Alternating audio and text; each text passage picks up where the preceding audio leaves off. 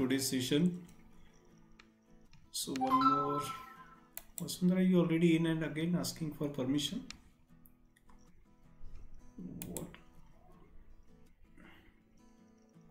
Just one? She also disappeared. Can you listen me? Hello? Yes, I think I'm audible. So here I present the window.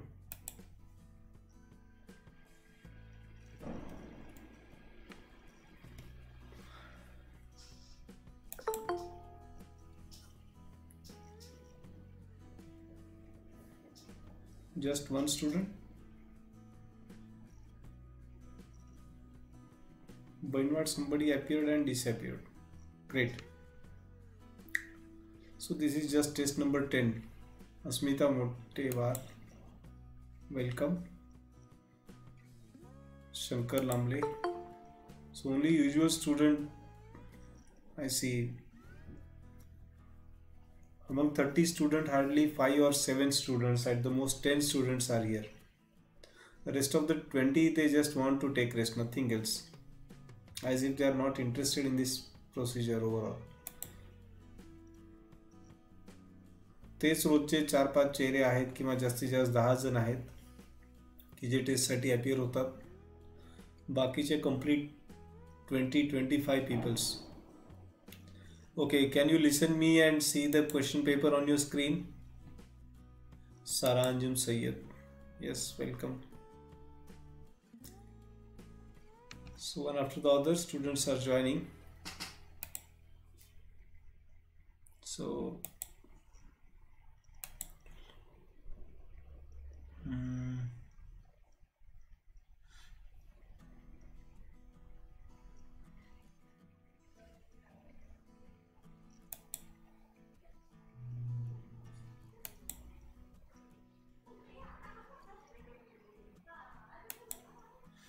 here is the screen. Okay, fine. So we can start now session. Okay, so 5 students I can see here, right? So let us start. Okay, here we go. Now you can put your doubts so that I can try to solve your doubts. Okay, चलो भाई, जो भी doubts है please bring it to the surface. और is it that there is no doubt at all? क्या ऐसा कभी दिन आएगा कि जिस दिन एक भी डाउट नहीं होगा? हाँ, वो दिन जरूर आएगा जिस दिन एक भी स्टूडेंट अपीयर नहीं हो पाएगा.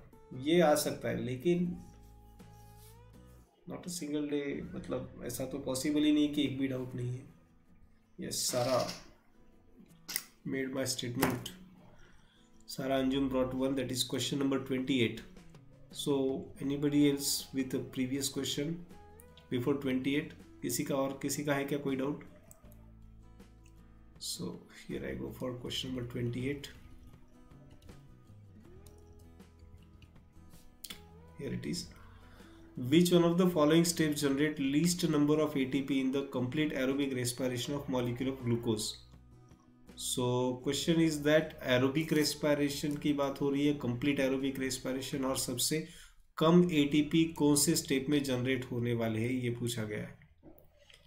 Okay, so malic acid to oxaloacetic acid, isocitric acid to oxalosuccinic acid, 1,3-diPGA to 3-PGA, succinyl coenzyme A to succinic acid. Okay, now malic acid to oxaloacetic acid. सोचो, अभी थोड़ा याद करो. 1 मॉलिक्यूल ऑफ ग्लूकोज. ग्लूकोज के एक molecule की बात हो रही है. Now succinyl coenzyme A to succinic acid, यहां पर एक उल्टा अगर सॉल्व करते हैं तो यहां पर एक GTP बनता है which is later converted into ATP. Okay, then 1,3-diPGA to 3-PGA. Glycolysis का रिएक्शन है, यहाँ पर भी एक एटीपी बन रहा है। Then isocitric acid to oxalosuccinic acid, यहाँ पर NADH2 बनता है which is equivalent to 3 ATP। Okay, और malic acid to oxaloacetic acid, यहाँ पर भी एक NADH2 बनता है, so which is again equivalent to 3 ATP, isn't it? तो भी देखो succinic acid to fumaric acid रहता तो यहाँ पर तीसरा और चौथा लगभग सेम एटीपी दे रहे, so answer could be C as well as D। C और D दोनों भी सही जाएंगे अगर फिर एक बार which one of the following steps generate least number of ATP in the complete aerobic respiration of a molecule? Yes, C and D both are fine। तो अगर आप लोगों का गलत जा रहा है इस तरीके से, you can correct it। Okay, Shankar Lamle brought earlier question. हाँ बेटा, हाँ सक्सिनिल टू सक्सिनिल COA उसमें GTP तैयार होता है ना? हाँ, so this GTP is equivalent to ATP। हाँ बेटा, succinyl COA to succinic acid में कैसे तैयार होगा? काय काय सक्सिनिल कोएन्झाइमचं सक्सिनिक ऍसिड होतानाच होतो ना GTP तयार। सक्सिनिल टू सक्सिनिल COA आवाज तुझा नॉइज येतोय काहीतरी।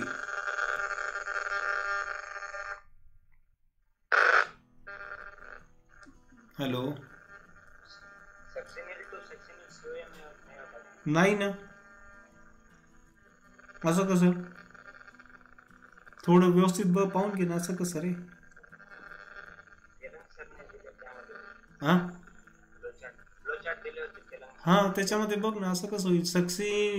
सक्सिनिक ऍसिडचं सक्सिनिल कोएन्झाइम आहे असं कुठं आहे? सक्सिनिल कोएन्झाइमचं सक्सिनिक ऍसिड आहे, अल्फा कीटोग्लुटेरिक ऍसिड पासून सक्सिनिल कोएन्झाइम तयार होतो हा, आणि सक्सिनिल कोएन्झाइम पासून सक्सिनिक ऍसिड तयार होतं। अशी रिएक्शन नाहीये कुठेच की सक्सिनिक ऍसिड पासून सक्सिनिल कोएन्झाइम तयार होईल। हां, क्रेब्स सायकल मधला पार्ट आहे, थोडं कन्फ्यूज झालं असेल। ठीक आहे, चला त्याच्यानंतर क्वेश्चन नंबर 4 आणि 5 बघून घेऊ अगोदर।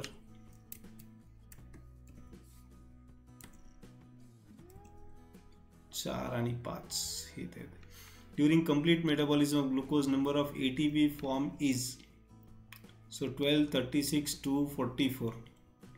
तर या क्वेश्चनच्या एका रिस्क फॅक्टर बद्दल तर मी बऱ्याच वेळेस बोललोय तुम्हाला, नाही? आता याच्यामध्ये क्लोजेस्ट आन्सर पहा 38 तर आहे, ठीक आहे, पण आता इथे क्लोजेस्ट आन्सर काय दिलेलं आहे? Isn't it 36? 12, 2 किंवा 44 याचं काही लॉजिक आहे का? नाही, कन्फ्युजन कुठं मोठं राहिलं असतं 36 किंवा 38 असं राहिलं असतं तर। So this was a bit easy. 36-38 दिलं असतं तर एखाद्या वेळेस घोळ झाला असता, आणि तो पण त्या NADH2 FADH2च्या कॅल्क्युलेशनमुळे होतो। मी सांगितलं ना तुम्हाला, NADH2चं एका कॅल्क्युलेशननुसार कसं आहे, 1 NADH2 equal to 2.5 ATP, okay, and 1 FADH2 equal to 1.5 ATP ही कॅल्क्युलेशन। पण आता NCERTने अडॉप्ट केलेलं काय आहे, 3 ATP NADH2 आणि 2 ATP FADH2, त्यामुळे कॅल्क्युलेशन किती यायला लागलंय? 36 न येता 38 यायला लागलंय। ठीक आहे, मग या जुन्या कॅल्क्युलेशनला गृहीत धरलं तर हे येईल 36 येईल, 12, 2, 44 तर येणारच नाही ना। ठीक आहे, त्यानंतर 5वा क्वेश्चन पण आहे, anaerobic process after glycolysis is known as, ग्लायकोलिसिसच्या नंतरची अनएरोबिक प्रोसेस कोणती आहे? Calvin cycle, Krebs cycle, both TC and Calvin cycle का TCA सायकल? काय उत्तर देता अशा प्रश्नाचं? आता ग्लायकोलिसिसच्या नंतरची म्हटल्यावर आता क्रेब्स सायकलच आहे किंवा TCA सायकल। नावं आय थिंक ऑप्शन C मध्ये क्वेश्चन मध्ये करेक्शन द्यावं लागेल। We can give bonus for this one, याचे बोनस मार्क देऊ शकतो आपण। केल्विन सायकलचा तरी ते प्रश्नच येत नाही। You can say TCA cycle और Krebs cycle. Okay, Krebs cycle हे बरोबर आहे आणि TCA पण ओके आहे। ठीक आहे, we can give bonus. Anaerobic म्हणले, हाँ, ग्लाइकोलाइसिस के बाद क्रेब्स क्रेब सायकल कैसा होगा? क्रेब सायकल मध्ये कुठे ऑक्सिजन आहे? ऍक्च्युअल ऑक्सिजनची इन्व्हॉल्वमेंट फक्त ETS मध्येच आहे. फक्त ETS मध्येच ऑक्सिजनची इन्व्हॉल्वमेंट आहे. ठीक आहे. केल्विन सायकल तर तिकडे फोटोसिंथेसिस कडे यायला लागली ना. ठीक आहे. त्यानंतर बैनवर्डनी 35वा क्वेश्चन आणलेला आहे.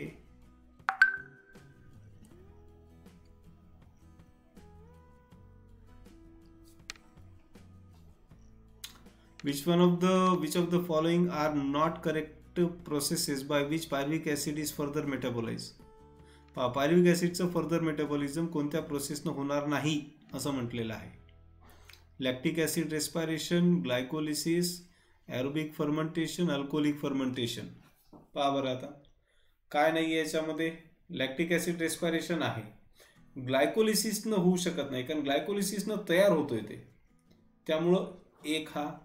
दुसरा ॲरोबिक फर्मेंटेशन, असा काही प्रकार आहे का बरं ॲरोबिक फर्मेंटेशन नावाचा? नाहीये. फर्मेंटेशन अनॅरोबिक आहे. Is it? Alcoholic fermentation, lactic acid fermentation या दोन्ही होऊ शकतं. So it is second and third. First मध्ये काय म्हटलेलं आहे? Process by which pyruvic acid is further metabolised. So answer should be second and third and which is nowhere in the option given. Not correct processes असं म्हटलेलं आहे. So याच्यातलं पहिलं काढून टाकू आपण किंवा याच्यातलं चौथं काढून टाकू, असं काहीतरी करता येईल. So we can give bonus for this question. Okay, याची बोनस देऊन टाकावी लागतील. चांगले डाऊट आहेत मारुती बैनवाट, छान डाऊट आहे. ओके चला पुढे next.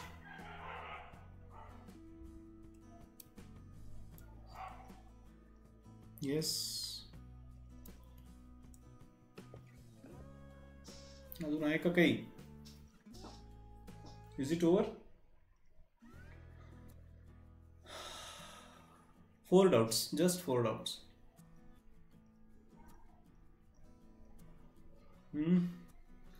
23 also. 1 second. 23.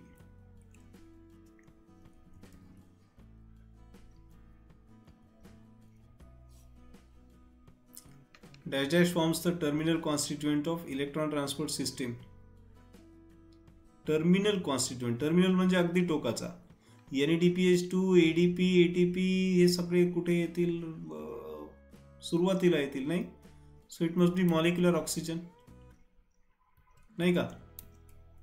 It must be molecular oxygen. So that was easy. Oxygen accept करतो की नाही म्हणून तर त्याला टर्मिनल ऑक्सिडेशन म्हणतात. आणि मी मगाशी सांगितल्याप्रमाणे अगोदरच्या याच्यामध्येच आहे. Lactic acid respiration is also wrong as respiration involves.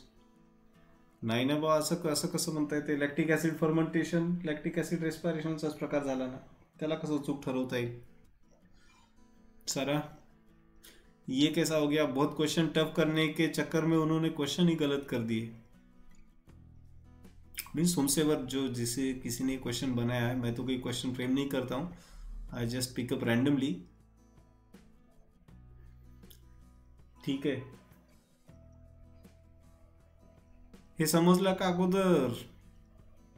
23 नंबरचा मारुती बैनवाडनी 15. असं उलट खालीवरी काय करताय रे? Glycolysis is the only process of respiration in cyanobacteria, aerobic organism, anaerobic organism, green plants. So what you can see here, cyanobacteria आणि anaerobic organism दोन मध्ये कॉम्पिटिशन आहे. काय पिकअप करता? Only process of respiration cyanobacteria साठी का, aerobic साठी का, अनएरोबिक साठी का, ग्रीन प्लांट साठी? पहा, सायनोबॅक्टेरिया नाही असं नाही, पण सायनोबॅक्टेरियापेक्षाही जास्त इन्क्लुझिव्ह आन्सर म्हणजे सायनोबॅक्टेरिया सुद्धा इन्क्लूड करेल असं ऑप्शन कोणतं आहे? Anaerobic organism. सायनोबॅक्टेरिया चूक आहे असं नाही म्हणत मी, पण लक्षात घ्या, when you accept one option then in fact you are denying rest of the 3 option. जेव्हा तुम्ही एक ऑप्शनला बरोबर म्हणता ना, तेव्हा तुम्ही बाकीच्या 3ला चूक म्हणत असता. मग तुम्ही सायनोबॅक्टेरिया इथं चूक नाहीये, पण त्याला जर बरोबर म्हणलं तर तुम्ही सी ऑप्शनला डिनाय करता नकारताय, ते बरोबर आहे का? नाही. अनएरोबिक ऑर्गॅनिझमला टिक केलं तर तुम्ही ऑटोमॅटिकली सायनोबॅक्टेरियाला सुद्धा ऍक्सेप्ट केलेलं आहे. Clear? So anaerobic organism is more correct. It is more inclusive in fact. ठीक आहे. 25 आणखी 34 आणि 15. 34 वर जवळ आहे, वरती जाऊया अगोदर.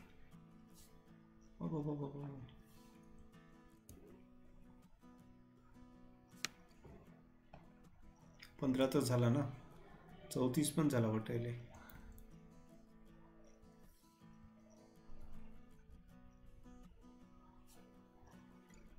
Glycolysis represents the anaerobic phase of respiration. It does not involve oxidation. Yes, ग्लायकोलिसिसला अनाएरोबिक का म्हणतात? कारण त्याच्यामध्ये ऑक्सिजनचा कुठेच सहभाग नाहीये, कोणतीच ऑक्सिडेशनची रिएक्शन नाहीये.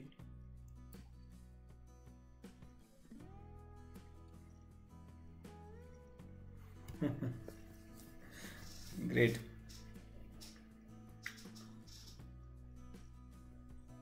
आन्सर की मध्ये याचं बी दिलेलं आहे, डज इन्व्हॉल्व असं म्हटलेलं आहे. आता पहा, याच्यामध्ये 2 टर्म्स आहे, थोडासा घोळ होतो बऱ्याच वेळेस. Oxidation, oxygenation, right.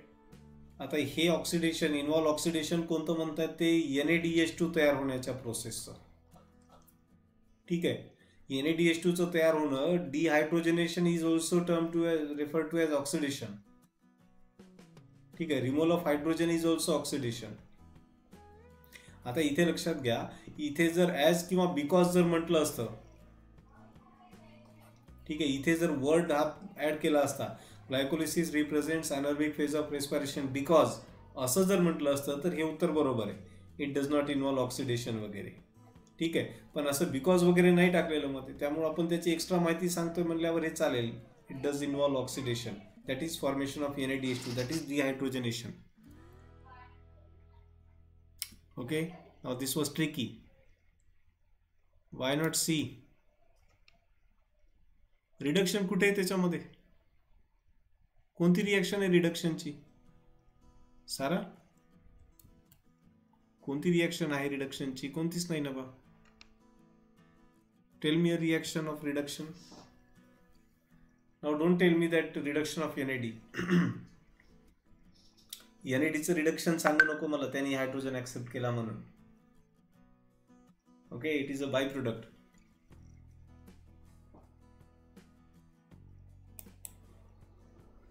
So 34 is done. 25, 34, yes 25 पण झालं ना, आताच घेतलं आय थिंक. नाही, 25 नाही घेतलं. Which of the following statement about glycolysis is not correct? There is no net gain of ATP during glycolysis. Is it true? No, obviously not. So first one is wrong. Glucose is the key product of glycolysis. Is it so? Glucose, is it product? No, it is a substrate. So second wrong. Then third, in one of the steps of glycolysis, 2 redox equivalent from PGL get transferred to a molecule of NAD+. आता ग्लायकोलिसच्या एका स्टेपमध्ये 2 redox equivalent म्हणजे H+ कुठून जातात? PGL कडून. कुणाकडे? NAD+ कडे. NADH2 तयार होतो की नाही? NADH2 तयार होतो की नाही? ऑब्वियसली होतो.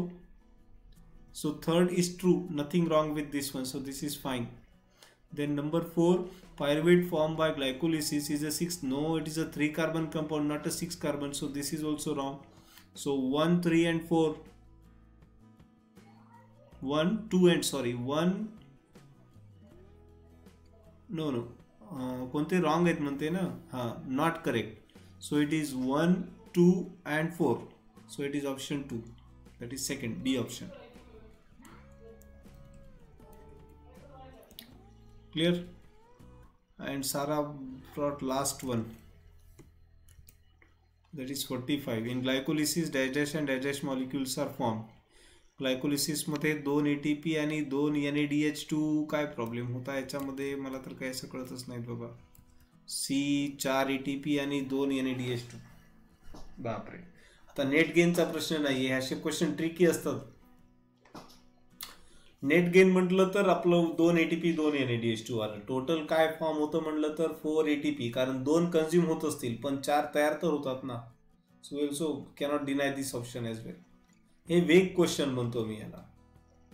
वेग वेग म्हणजे कसे, म्हणजे अस्पष्ट क्वेश्चन, असा क्लिअर कट नाहीये, कुठेतरी संदिग्धता शिल्लक राहिलेली त्याच्यामध्ये. ओके, चलो, I think 45 we reach, means it's about to wind up, so it's my turn. About scores. 2 ATP किंवा नेट गेन विचारला असेल तर तेव्हा 2 ATP म्हणायचं. नेट गेन, ओव्हरऑल प्रोडक्शनची चर्चा होत असेल तर 4 ATP म्हणायलाच काही चुकणार नाही. येस, चला स्कोरचं सांगा, तुमचे काय काय स्कोर, आज काय काय केलं, काय काय नाही.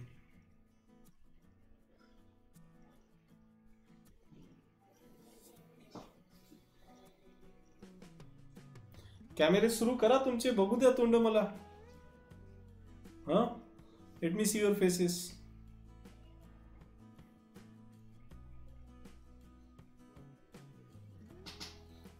तुम्ही एवढे रेग्युलर क्लासेस करतायत, उद्या ऑफलाईन कॉलेज सुरू झाल्यावर मी तुम्हाला ओळखणार सुद्धा नाही ना अशाने. तुम्ही चेहरे पण दिसू देत नाहीये. 150 मारुती बनवाड, सारा 114 30 मिनिट. ओके, टाइम ठीक आहे पण स्कोर कमी आहे. 115 25 मिनिट. ठीक आहे मारुती, स्कोरही छान आहे. टाइम थोडासा 5 मिनिट जाऊ द्या, 30 मिनिटापर्यंत जाऊ द्या पेपर. विचारपूर्वक 3 वेळेस 3 राऊंड मध्ये पेपर सोडवायचा. I am telling you repeatedly. Solve the paper in 3 rounds. First round easiest, second round पहा, मी इझिएस्ट सॉल्व करा म्हणजे अवघड आहेत त्यांना रीडिंग नाही द्यायचं असं नाही म्हणत मी. मग ते कळेल कसं अवघड कोणता आहे सोपा कोणता आहे. You have to read each and every question in the first round. Second round only those question you have to read which you are not attempted. Okay, same for third round. पहिल्या राऊंडमध्ये सगळे question वाचायचे आणि फक्त easiest जे आहेत ते solve करायचे. 3 राऊंडमध्ये सॉल्व करा. Shankar Lambale 152 34 minute and Asmita 148 30 minute. Okay, ठीक आहे, छान आहे स्कोर. थोडंसं अजून इम्प्रूव्हमेंट पहा. आणि उद्या तरी किमान, आज तुमचा अवतार जर व्यवस्थित नसेल तर हरकत नाही, पण tomorrow let me see your faces. Credit भेटायला पाहिजे की नाही तुम्हाला, फक्त नावच माहिती व्हायला लागलेत मला. Okay, so tomorrow's test will be there on which chapter? It is 11th test, I think. Today's it was 10th test. उद्याचे आहे plant growth and development. So last chapter of this session. ठीक आहे, आपल्या DSTSचा हा 11वा शेवटचा chapter असेल. Okay, plant growth and development वर पुढची टेस्ट असेल, tomorrow's test. Okay, so see you tomorrow. Thank you very much.